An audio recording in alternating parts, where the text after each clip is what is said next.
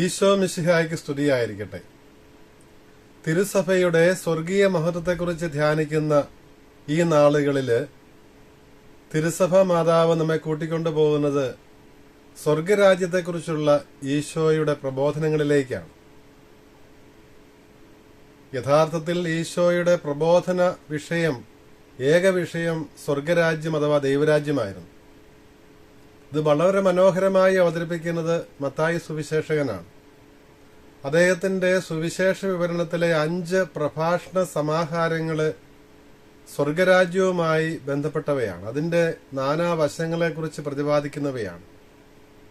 28 അധ്യായങ്ങളുള്ള മത്തായിയുടെ സുവിശേഷം ഈ 5 പ്രഭാഷണ സമാഹാരങ്ങളാകുന്ന തൂണുകളിലാണ് ഉറപ്പിക്കപ്പെട്ടിരിക്കുന്നതെന്ന് വിശുദ്ധ ഗ്രന്ഥ വ്യാഖ്യാതാക്കൾ പറയാറുണ്ട്. ആദ്യ ഭാഗത്ത് കാണപ്പെടുന്ന 5, 6, 7 അധ്യായങ്ങളിലെ ഗിരിപ്രഭാഷണം ഈ ദൈവരാജ്യത്തിലേക്ക് പ്രവേശിക്കുന്നതിനുള്ള മാർഗങ്ങളാണ്, വ്യവസ്ഥകളാണ് നിർദ്ദേശിക്കുന്നത്. സ്വർഗരാജ്യ പ്രവേശനത്തിന് ഫരിസയരുടെയും നിയമജ്ഞരുടെയും നീതിനിഷ്ഠയെ അതിശയിക്കുന്നവരുടെ നീതിനിഷ്ഠ ഈശോയുടെ ശിഷ്യർക്കുണ്ടാകണമെന്ന് 5-ാം അധ്യായം 20-ാം വാക്യത്തിൽ പറയുന്നത് നമുക്കറിയാം. 7-ാം അധ്യായത്തിൽ 21 മുതലുള്ള വാക്യങ്ങളിൽ കർത്താവേ കർത്താവേ എന്ന് വിളിക്കുന്നവനല്ല, മറിച്ച് എന്റെ സ്വർഗീയ പിതാവിന്റെ ഇഷ്ടം നിറവേറ്റുന്നവനാണ് സ്വർഗരാജ്യത്തിൽ പ്രവേശിക്കുന്നതെന്ന് ഈശോ പറഞ്ഞുകൊണ്ട് അതിന്റെ വിശദീകരണത്തോടെയാണ് ഗിരിപ്രഭാഷണം അവസാനിക്കുന്നത്.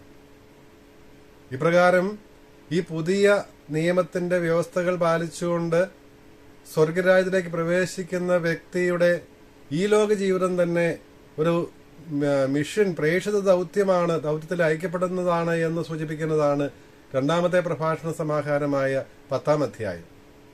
സ്ലീഹന്മാരെ അയക്കുന്ന രംഗമാണ് അവിടെ വിവരിക്കുന്നത് എങ്കിലും ആ സ്ലീഹന്മാരുടെ ദൗത്യം തന്നെയാണ് അവിടുത്തെ അനുഗമിക്കുന്നവർക്കും സ്വർഗരാജ്യത്തിൽ അംഗങ്ങളായി തീർന്നിരിക്കുന്നവർക്ക് തിരുസഭയില്, പള്ളിയില് അംഗങ്ങളായിരിക്കുന്നവരുടേതെന്ന് 10-ാം അധ്യായത്തിൽ ഈശോ വ്യക്തമാക്കുകയാണ്. ഈശോ പ്രഘോഷിച്ചതുപോലെ ദൈവരാജ്യം പ്രഘോഷിക്കണം, ഈശോ സുഖപ്പെടുത്തിയതുപോലെ രോഗികളെ സുഖപ്പെടുത്തണം, തിന്മയുടെ ശക്തിക്കെതിരെ പോരാടണം. അതായിരുന്നു സ്ലീഹന്മാരെ ഏൽപ്പിച്ച ദൗത്യം. അതുതന്നെയാണ് ഇന്ന് നമുക്കും അവിടുന്ന് ഏൽപ്പിച്ചു തരുന്നത്.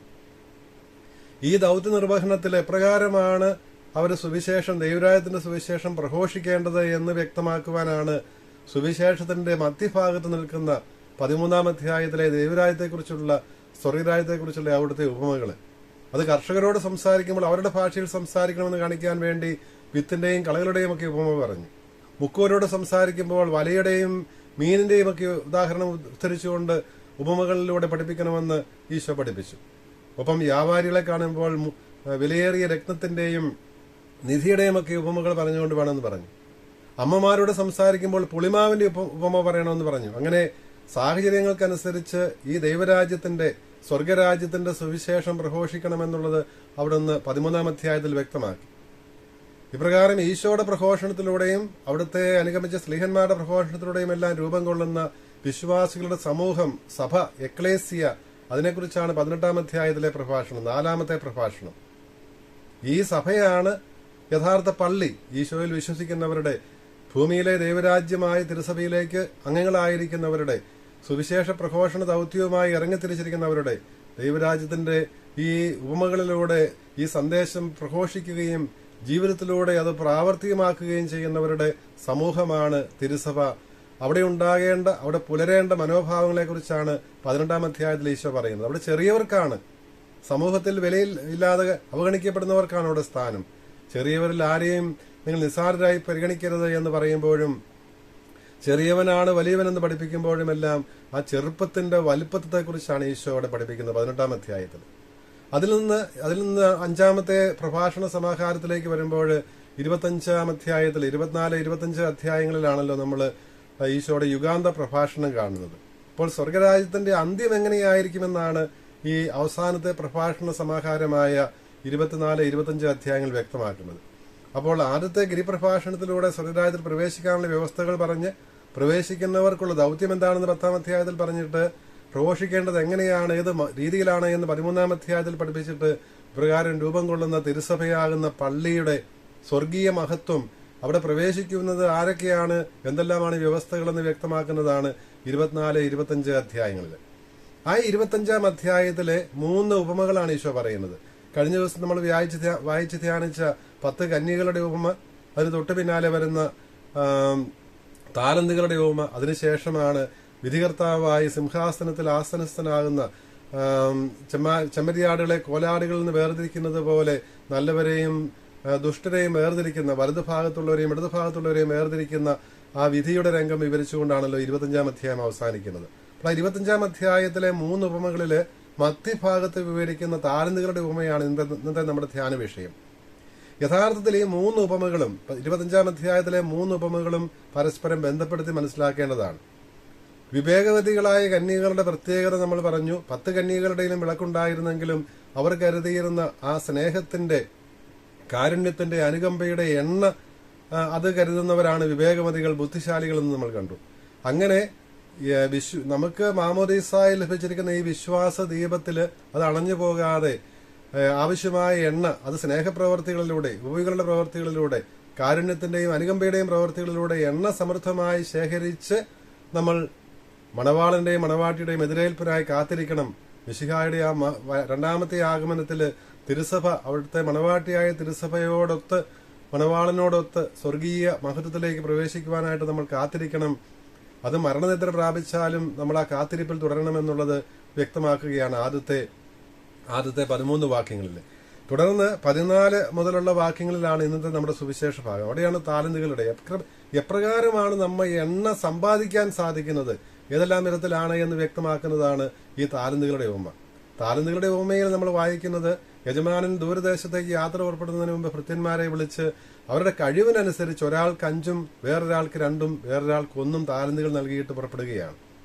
അപ്പോൾ ഈ കഴിവിനനുസരിച്ചാണ് ഈ താലന്തുകൾ നൽകുന്നത്. ഈ താലന്തുകൾ വർദ്ധിപ്പിച്ചുകൊണ്ട് വേണം, അത് ഇരട്ടിയാക്കിക്കൊണ്ട് വേണം എണ്ണ സമ്പാദിക്കുവാൻ. അപ്പോൾ നമ്മുടെ വിശ്വാസ ദീപത്തിൽ എണ്ണ സംഭരിക്കേണ്ടത്, ശേഖരിക്കേണ്ടത് ദൈവം നമുക്ക് നൽകിയിരിക്കുന്ന ആത്മീയവും ഭൗതികവുമായ ദാനങ്ങൾ, ദൈവിക ദാനങ്ങളെ വർദ്ധിപ്പിച്ചുകൊണ്ട് വേണം.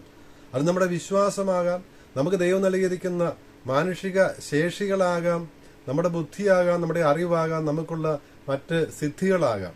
ഇതെല്ലാം ദൈവത്തിന്റെ ദാനമാണ്. ദൈവം നമുക്ക് നൽകിയിരിക്കുന്ന ഭൗതികവും ആത്മീയവും മാനസികവും ഒക്കെ ആയിട്ടുള്ള കഴിവുകൾ നമ്മൾ വർദ്ധിപ്പിച്ചുകൊണ്ട്, അത് ദൈവമഹത്വത്തിനായിട്ടും മറ്റുള്ളവർക്ക് നന്മയ്ക്കായിട്ടും അതേ വർദ്ധിപ്പിച്ചുകൊണ്ട് നമ്മൾ ജീവിക്കുമ്പോൾ നമ്മുടെ വിശ്വാസ ദീപത്തിൽ നമ്മൾ എണ്ണ കരുതുകയാണ് ചെയ്യുന്നത്. അപ്പോൾ ഈ 5 താലന്ത് കിട്ടിയവൻ 5 കൂടി സമ്പാദിച്ചു. യജമാനന്റെ വരവില് അവൻ വലിയ സന്തോഷത്തോടെയാണ്, വലിയ മനോധൈര്യത്തോടെയാണ് അവൻ പിതാവിന്റെ പക്കലേക്ക് കടന്നു ചെല്ലുന്നത്. അവിടെ ആ ധൈര്യത്തെക്കുറിച്ച് ദൈവശാസ്ത്രജ്ഞനായ ആദിമസഭയിലെ അതിപ്രശസ്തനായ ദൈവശാസ്ത്രജ്ഞനായ ഒറിജിൻ പറയും, ആ കടന്നു വരവില് അവന്റെ ആ ധൈര്യപൂർവ്വം കടന്നു വരാൻ സാധിക്കുന്നത് അവന് ഏൽപ്പിച്ച ദൗത്യം വിജയപ്രദമായി നിറവേറ്റിയെന്നുള്ള ആ ധൈര്യം കൊണ്ടാണ്. അപ്പോൾ 2 താലന്ത് കിട്ടിയവനും അത് തന്നെയാണ് ചെയ്തത്. അവന് കിട്ടിയ താലന്ത് അവൻ വർദ്ധിപ്പിച്ചു. എല്ലാവർക്കും ഒരുപോലെയല്ല ദൈവം മനുഷ്യന് കഴിവുകൾ നൽകിയിരിക്കുന്നത്. വ്യത്യസ്തമായ കഴിവുകളാണ്. ആ വ്യത്യസ്തതയാണ് യഥാർത്ഥത്തിൽ ഈ ഭൂമിയിലെ സമൂഹത്തിലെ ജീവിതം മനോഹരമാക്കുന്നത്. അപ്പോൾ ഈ എനിക്ക് അവനുള്ള അല്ലെങ്കിൽ അവൾക്കുള്ള കഴിവില്ല എന്ന് പറഞ്ഞു നിൽക്കുകയല്ല. എനിക്ക് ദൈവം നൽകിയിരിക്കുന്ന ദാനം എന്താണെന്ന് തിരിച്ചറിഞ്ഞ് ആ ദാനത്തെ ദൈവമഹത്വത്തിനായിട്ടും സഹോദരരുടെ ഉപരി നന്മയ്ക്കായിട്ടും വിനിയോഗിച്ചുകൊണ്ട് വർദ്ധിപ്പിക്കുന്നതിലൂടെയാണ് നമുക്ക് എണ്ണ സമ്പാദിക്കാൻ സാധിക്കുന്നത്. അത് വ്യക്തമാക്കുകയാണ് ഈശോ ചെയ്യുന്നത്. ആ 1 താലന്ത് കിട്ടിയവൻ അവനാണ് യഥാർത്ഥത്തില് ഇത് തനിക്ക് കിട്ടിയത് അവൻ കുഴിച്ചിടുകയാണ് ചെയ്യുന്നത്. എന്താണ് ആ കുഴിച്ചിട്ടതിലൂടെ അവൻ വ്യക്തമാക്കിയത്? മഹാനായ ഗ്രിഗറി, സഭാപിതാവായ മഹാനായ ഗ്രിഗറി പറയും, നിലത്ത് കുഴിച്ചിട്ടത് ഹൃദയം ഒരിക്കലും സ്വർഗത്തിലേക്ക് ഉയർത്തിയില്ല എന്നുള്ളത് കൊണ്ടാണ്. അവന്റെ ഹൃദയവും മനസ്സും കണ്ണുമെല്ലാം ഭൂമിയിൽ മാത്രമായിരുന്നു. അവൻ നിലത്ത് നോക്കി മാത്രം നടന്നവനാണ്, സ്വർഗത്തിൽ നോക്കി നടന്നില്ല എന്നാണ് മഹാനായ ഗ്രിഗറി പറയുന്നത്. അവൻ നിലത്ത് കുഴിച്ചിട്ടെന്ന് പറയുമ്പോൾ അവന്റെ ശ്രദ്ധ മുഴുവനും ഭൗമികമായവയിലായിരുന്നു.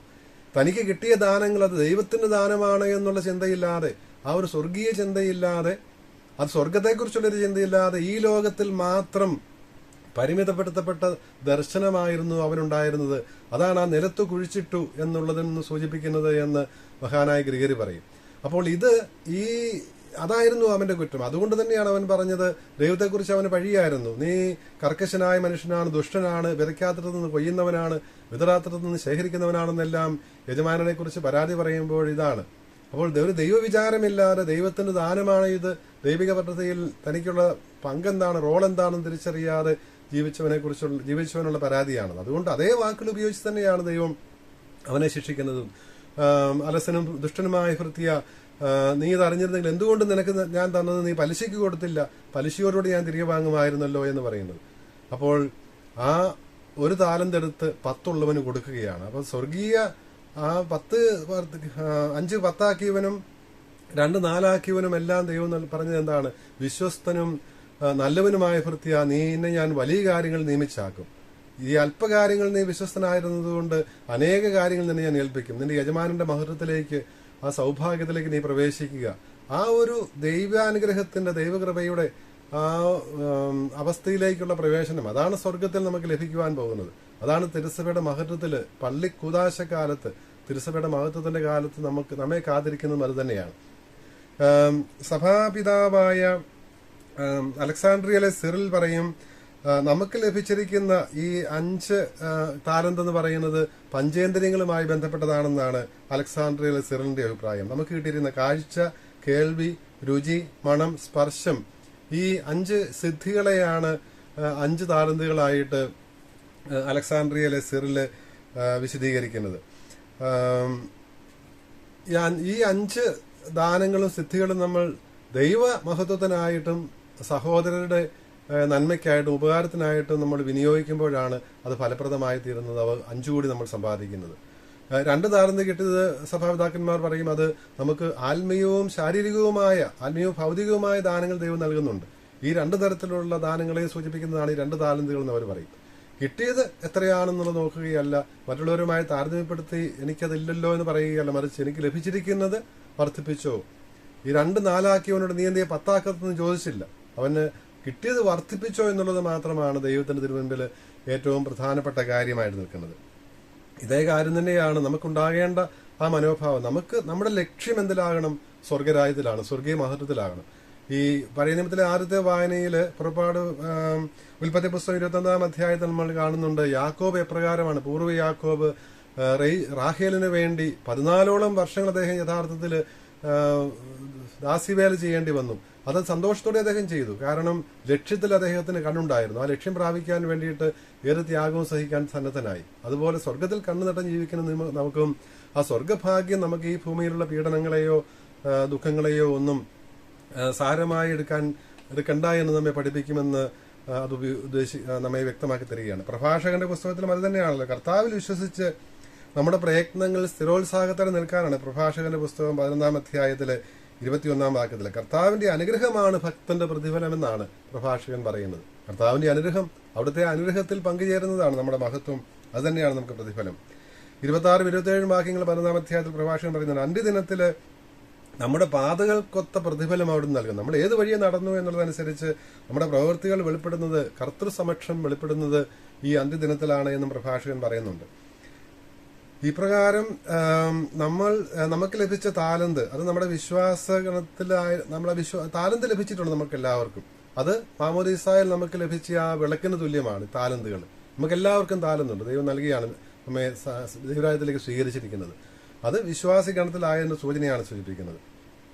സഭാപിതാവായ ക്രിസോസ്തോം പറയും, സിൻ ഓഫ് ഒമിഷന്റെ, നമ്മൾ ചെയ്യേണ്ടിട്ടും ചെയ്യാതിരിക്കുന്ന, ചെയ്യാൻ കടപ്പെട്ടിട്ടും ചെയ്യാതിരിക്കുന്ന പ്രവൃത്തികൾക്ക്, അതായത് ഉപേക്ഷ മൂലമുള്ള നമ്മുടെ തെറ്റുകൾക്കും നമ്മൾ കണക്ക് ബോധിപ്പിക്കേണ്ടി വരുമെന്നാണ് ഈ ഉപമ സൂചിപ്പിക്കുന്നതെന്ന് സഭാപിതാവായ ക്രിസോസ്തോം പറയും. സിൻ ഓഫ് ഒമിഷൻ എന്ന് നമ്മൾ പറയുന്നത് നന്മ ചെയ്യുവാൻ പരാജയപ്പെടുന്നു. അത് നമ്മുടെ വിളക്കിൽ എണ്ണ കരുതാതിരിക്കുന്നത് പോലെയും താലന്തുകൾ വർദ്ധിപ്പിക്കാതിരിക്കുന്നതും തുല്യമാണ് എന്ന് ക്രിസോസ്തോം പറയും. പൗലോസ് ശ്ലീഹ തെസ്സലോനിക്കയിലെ സഭയ്ക്ക് എഴുതുമ്പോൾ 3 അധ്യായത്തിലും എപ്രകാരം ഒരു മാതൃകയായിട്ട് ഈ ലക്ഷ്യം മുൻപിൽ കണ്ടുകൊണ്ട് ജീവിക്കേണ്ടത് എപ്രകാരമാണ് എന്ന് തന്റെ തന്നെ ജീവിതം മാതൃകയാക്കി നൽകിക്കൊണ്ട് ശ്ലീഹ വ്യക്തമാക്കുന്നുണ്ട്. എന്റെ പ്രബോധനങ്ങളും ജീവിത രീതിയും നിങ്ങൾക്ക് പരിചയമുണ്ടല്ലോ. ഇപ്രകാരം ലക്ഷ്യബോധത്തോടെയാണ് ഞാൻ ജീവിച്ചത്. അത് ആ വിശ്വാസത്തില് ദീർഘവീക്ഷണത്തോടെ ദീർഘക്ഷമയോടെ പ്രകാരം ഞാൻ നിലകൊണ്ടു. സ്നേഹത്തിലും സഹനത്തിലും ബുദ്ധിമുട്ടിലുമെല്ലാം മർദ്ദനങ്ങളും പീഡനങ്ങളും ഏൽക്കേണ്ടി വരുമ്പോഴും പീഡനങ്ങളിലുമൊന്നും ഞാൻ നഷ്ടധൈര്യനായില്ല. കർത്താവിനെ രക്ഷിച്ചു എന്ന് പറയുമ്പോൾ അവിടെ നിന്ന് അതാണ് ഉദ്ദേശിക്കുന്നത്. ഈശോ മിശിഹായിൽ ജീവിക്കുവാൻ ആഗ്രഹിക്കുന്നവരെല്ലാം പീഡിപ്പിക്കപ്പെടുമെന്നും 3 അധ്യായത്തിൽ തെസ്സലോനിക്കയിലെ സഭയ്ക്ക് എഴുതുമ്പോൾ പൗലോസ് ശ്ലീഹ 12 വാക്യത്തിൽ പറയുന്നുണ്ട്. നിന്നെ പഠിപ്പിച്ചിട്ടുള്ള കാര്യങ്ങളിൽ നിന്ന് നിലനിൽക്കുക, അതാണ് ശ്ലീഹായ്ക്ക് പറയാനുള്ള കാര്യം. 15ഉം 16ഉം വാക്യങ്ങളിൽ തിരുലിഖിതത്തെക്കുറിച്ചാണല്ലോ. തിരുലിഖിതം ബാല്യം മുതൽ നിങ്ങൾ പഠിച്ചിട്ടുണ്ട്. ആ പഠിച്ചിട്ടുള്ള തിരുലിഖിതത്തിൽ ഉറച്ചു നിൽക്കുക. നമ്മെ സംബന്ധിച്ചും അത് പുറപ്പാട് പുസ്തകത്തിലും പ്രഭാഷകൻ പഴയ നിയമത്തിലാണെങ്കിലും പുതിയ നിയമത്തിലാണെങ്കിലും ഈ ദൈവത്തിന്റെ വചനം തന്നെയാണ്. അത് ദൈവനിവേശിതമാണ് എന്നുള്ളത് അസന്നിഗ്ധമായ ഭാഷയിൽ പൗലോസ് ശ്ലീഹ അവിടെ വ്യക്തമാക്കുന്നുണ്ട്.